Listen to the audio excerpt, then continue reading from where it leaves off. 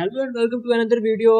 IBCC inter board coordination commission IBCC के through आपके matric और इंटर के जो डॉक्यूमेंट्स हैं, जो सर्टिफिकेट्स हैं, उनकी अटेस्टेशन होती है। अपना मैट्रिक का और इंटर का सर्टिफिकेट आप IBCC यानी इंटर बोर्ड कोऑर्डिनेशन कमीशन के थ्रू जो है वो अटेस्ट करवा सकते हैं। इसका पर्पज क्या होता है कि आपने फॉरेन अप्लाई करना हो, अगर फॉरेन किसी भी आप स्कॉलरशिप में अप्लाई कर रहे हैं, जॉब में अप्लाई कर रहे हैं या फॉरेन ट्रैवल के लिए, स्टडी के लिए जा रहे हैं, तो उसमें आपको आपकी जो डिग्रीज है उसकी वेरिफिकेशन की जरूरत पड़ती है।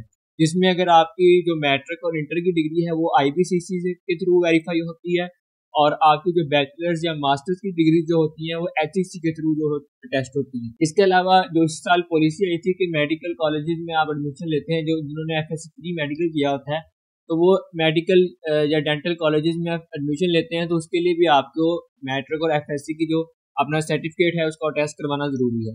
उसके बगैर आप मेडिकल एडमिशन में जो एडमिशन है वो नहीं ले सकते। इस साल जो गवर्नमेंट मेडिकल कॉलेजेस हैं, उन्होंने ये पॉलिसी रखी थी कि आपका जो मैट्रिक और इंटर का जो सर्टिफिकेट है उसका IBCC के थ्रू अटेस्ट होना जरूरी है, जबकि प्राइवेट कॉलेज की ऐसी कोई पॉलिसी नहीं थी। हो सकता है कि नेक्स्ट ईयर वो भी इसको स्टार्ट कर दें।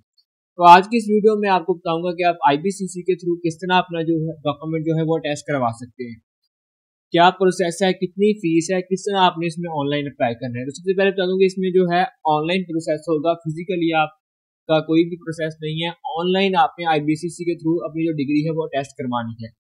अब इसमें दो स्टेप्स हैं। सबसे पहले आपको IBCC के थ्रू जो आप डिग्री टेस्ट करवा रहे हैं, यानी अपने मैट्रिक या इंटर का जो सर्टिफिकेट टेस्ट करवा रहे हैं, तो उसका IBCC से पहले अपना जो मुतलका बोर्ड है आपका, वहां से अटेस्ट करवाना जरूरी है।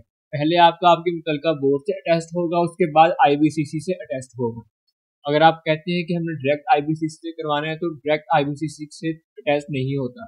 सबसे पहले आपके डॉक्यूमेंट्स का आपके बोर्ड से अटेस्ट होना जो है वो जरूरी है। तो उसके दो स्टेप्स हैं। First, attestation from your relevant board, and second, attestation from IBCC office. तो जो बोर्ड की जो फीस है टेस्ट की, वो 3200 है पर डॉक्यूमेंट।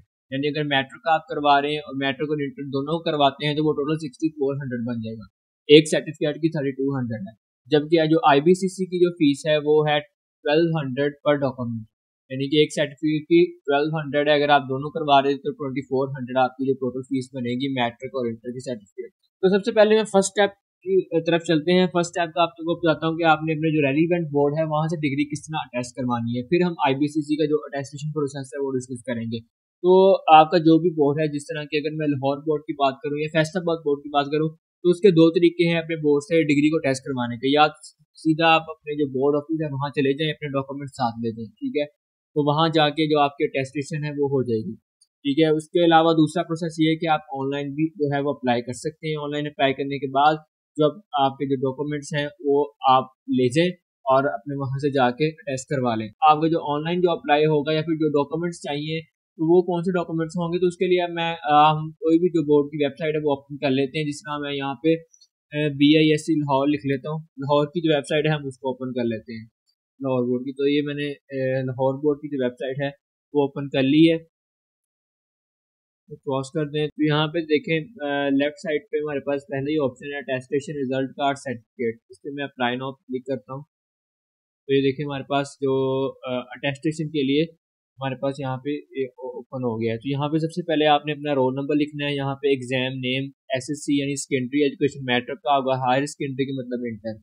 यहाँ पे पार्ट, जारी सी बात है आप पार्ट 2 लिखेंगे, पार्ट 1 का तो नहीं करवाना, यानी आप कंप्लीट जो अपनी डिग्री है उसको टेस्ट करवाएंगे। तो तब कब आपने जो एग्जाम है वो क्लियर किया था, यहाँ पे वो ईयर आ जाएगा, और एग्जाम सेशन यानी आप एनुअल एग्जाम दिया था या सप्लीमेंट्री आपने एग्जाम दिए थे वो भी बता देंगे। तो यहाँ पे लिखते हैं, यहाँ फैच पे क्लिक करेंगे तो आपकी ऑटोमेटिकली जो डिटेल है वो नीचे यहाँ पे आ जाएगी। ये आपकी जो डिटेल है उसको ऑटोमेटिकली जो है तो यहाँ पे कर लेगा। तो नेक्स्ट यहाँ पे आपने यहाँ पे अटेस्टेशन टाइप लिखनी है, ठीक है। आप इसलिए टेस्ट करवाना चाह रहे हैं तो हमने IBCC के लिए करवाना है, तो अटेस्टेशन आपने रिजल्ट कार्ड ही करवानी है, तो attestation of result card for IBCC। Attestation certificate ही करवानी है, तो attestation of certificate for IBCC। जिस भी पर्पज़ के लिए आप करवा रहे हैं तो आपने यहाँ पे हम IBCC को सेलेक्ट कर देंगे, ठीक है। इसके अलावा यहाँ पे कॉपीज आपने कितनी टेस्ट करवानी है, 1 2 3, यहाँ पे मोबाइल नंबर लिखेंगे, सर्टिफिकेट सीरियल नंबर वगैरह लिखेंगे, वो आपके सर्टिफिकेट पे मेंशन होता है। पोस्टल एड्रेस लिखेंगे और प्रोसीड नेक्स्ट कर देंगे। तो यहाँ पे आपने प्रोसीड नेक्स्ट करना है। उसके बाद नेक्स्ट आपने जो भी डॉक्यूमेंट वगैरह टेस्ट करवाने होंगे तो वो आपके पास शो हो जाएंगे। आपने वो उनकी पिक्चर वगैरह जो है वो क्लियर अपलोड करके और अपनी फ़ी वगैरह जो है वो पे करके, तो फ़ी यहाँ पे ऑनलाइन भी पे हो जाएगी, मगर मैं आपको ये रिकमेंड करूँगा कि आपने ऑनलाइन फ़ीस अपनी पे नहीं करनी, आपने बैंक में पे करनी है। जो भी बैंक वहाँ पे मेंशन होगा आपके चालान पे, तो आपने बैंक में जो अपनी फ़ीस है वो पे करनी है। ऑनलाइन अक्सर ये होता है कि ऑनलाइन जो फ़ीस है वो आईबीसीसी वाले या फिर बोर्ड वाले एक्सेप्ट नहीं कर रहे होते, अक्सर स्टूडेंट का ये इशू आता है।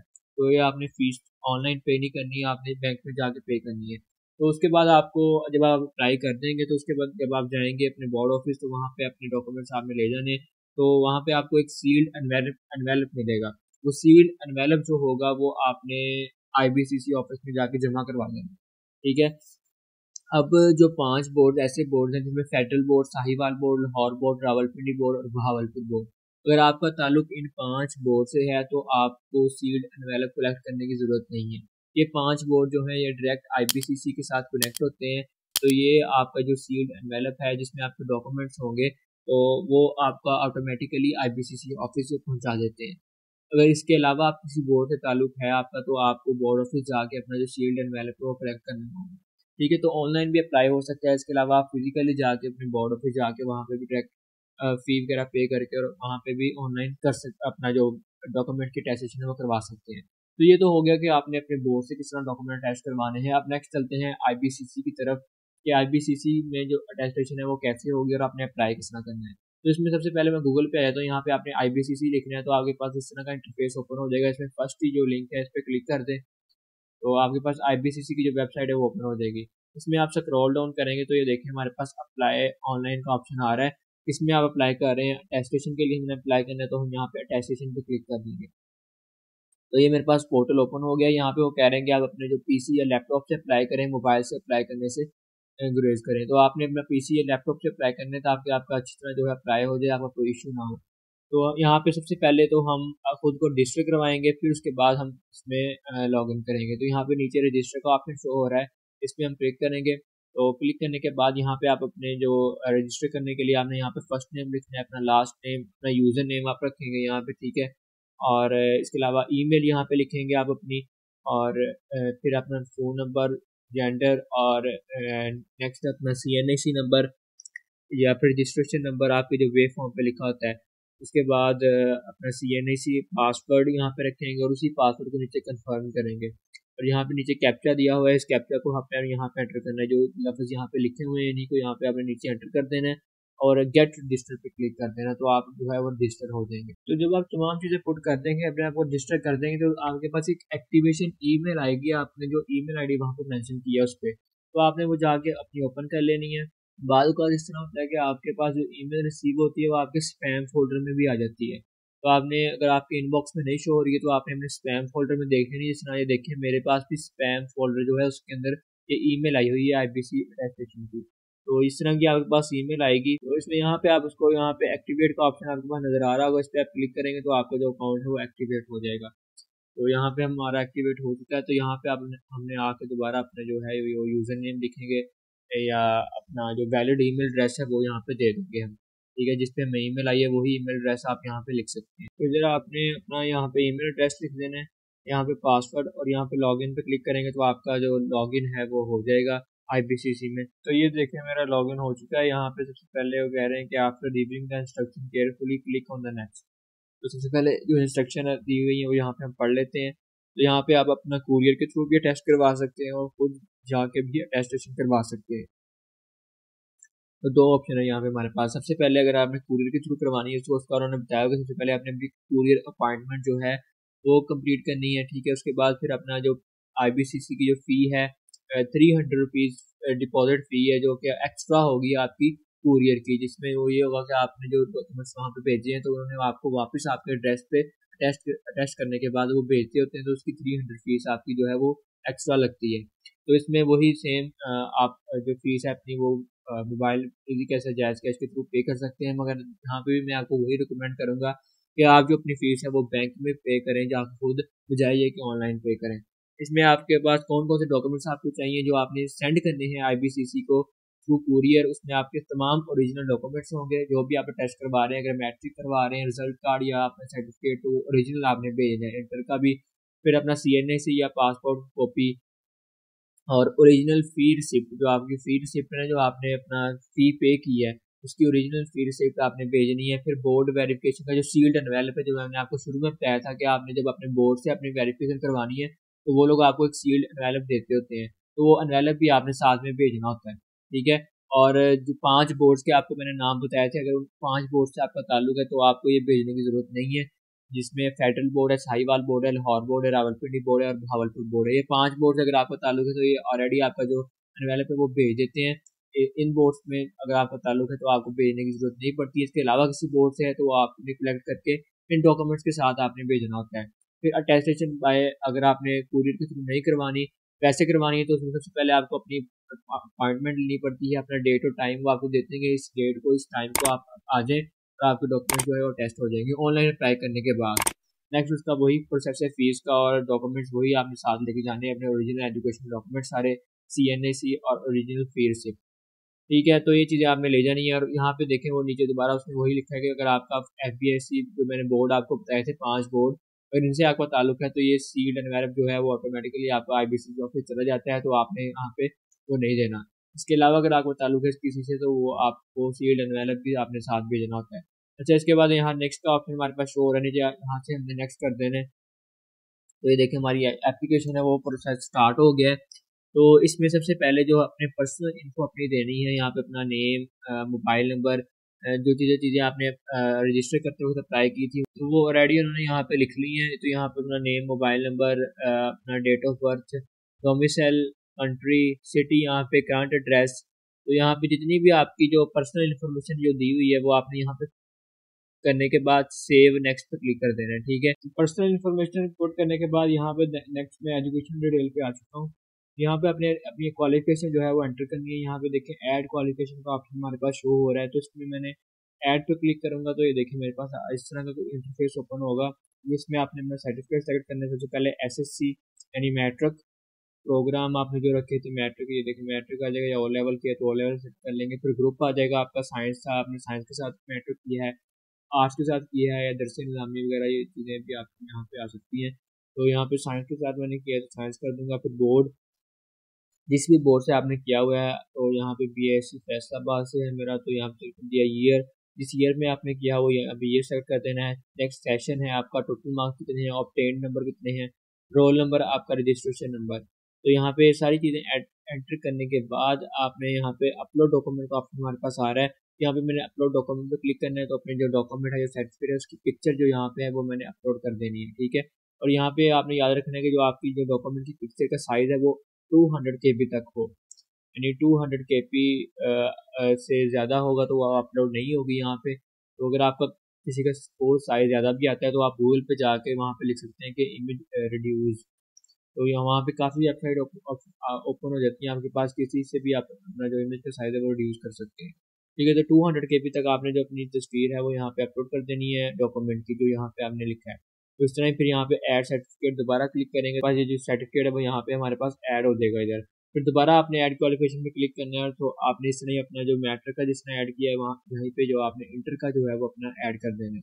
तो उसके बाद आपने नीचे सेव और नेक्स्ट पे क्लिक करना है, तो नेक्स्ट आपके पास अटेस्टेशन ऑप्शन का जो सेगमेंट है वो ओपन हो जाएगा। तो अगर आपको किसी इमेज का साइज बड़ा है तो यहाँ से आप कर सकते हैं। यहाँ पे मैं लिखता हूँ इमेज रीसाइजर, ये देखिए ऑप्शन आ गया रीसाइजर का। तो यहाँ पे आप कोई भी वेबसाइट ओपन कर लें, फर्स्ट भी कर लें, यहाँ पे अपने अपने जो इमेज है वो अपलोड कर देनी है। जो सर्टिफिकेट है जिसका साइज अगर बड़ा है वहाँ पे अपलोड नहीं हो रही, तो यहाँ पे उसको आप अपलोड कर देंगे, तो उसका साइज अपने हिसाब से आप जो है वो रिड्यूस कर सकते हैं। यहाँ पे देखिए मैंने अपना जो जिस भी सर्टिफिकेट का जो साइज है वो रिड्यूस करना हो तो मैं उसको यहाँ पे अपलोड कर दूंगा।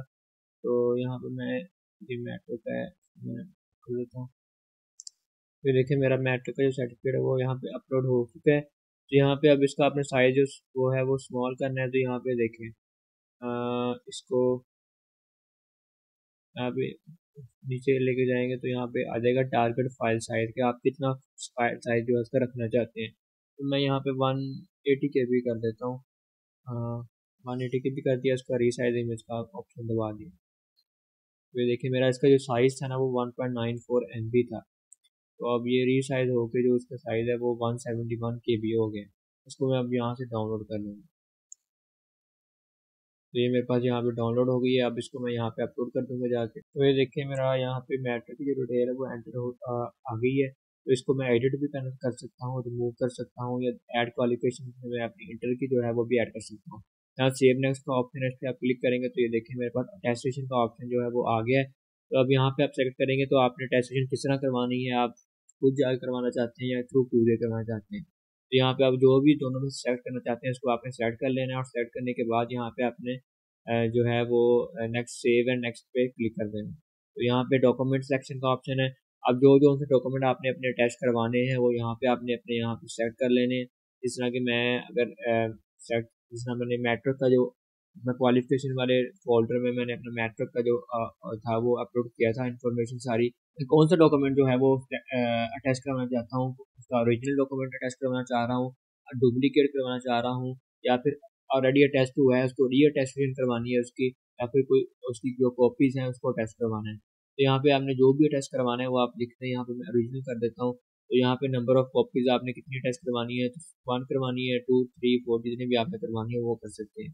ठीक है, तो इसकी जो फ़ी है वो देखिए मेरे पास 1800 जो है वो शो हो रही है। तो इस कॉपीज़ की जो फ़ीस है वो 600 है मेरे पास। उसके अलावा अगर मैं ओरिजिनल करवाना चाह रहा हूँ तो उसकी 1800 है, डुप्लीकेट करवाना चाह रहा हूँ उसकी भी 1800 है, री अटेस्टेशन करवानी है उसकी भी 1800 ही है। तो ये पहले जो थी वो 1200 थी जो मैंने आपको शुरू में बताई है, ऐसी इंक्रीज़ होकर 1800 हो चुकी है। तो ये 1800 आपकी फ़ी है। तो नंबर ऑफ सील्ड एनवेलप यहाँ पे जो है आपने जो भेजने हैं तो वो 1 ही होगा, ज़ाहिर सी बात है। ठीक है, तो अगर आप उन 5 बोर्ड के ताल्लुक जो मैंने आपको बताए थे तो वहाँ पे आपको ऑलरेडी आपको जा चुका होगा। तो यहाँ पे आपने सेलेक्ट करके जो यहाँ सेव एंड नेक्स्ट पे क्लिक कर देना है। तो एंड पे आपके पास जनरेट एप्लीकेशन का ऑप्शन आ जाएगा। अब यहाँ पे आपने अपना सेंटर सेलेक्ट करना है जहाँ से आपने टेस्टिंग करवानी है। जो भी आपके नज़दीक तरीन सिटी है वहाँ पे आप जाके IBCC ऑफिस जो है वो विजिट कर लें, और वहाँ पे अपना जो है टेस्टेशन आप अपने डॉक्यूमेंट्स ले जा सकते हैं।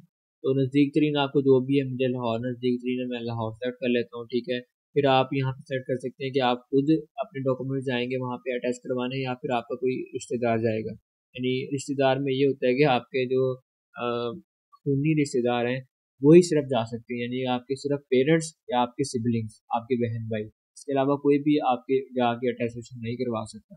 ठीक है, तो यहाँ पे सेल्फ ऑथोराइज जो भी आप करना चाहते हैं कर लें। उसके बाद यहाँ पे अब आपने जो है वो अपनी अपॉइंटमेंट सेलेक्ट लेनी है।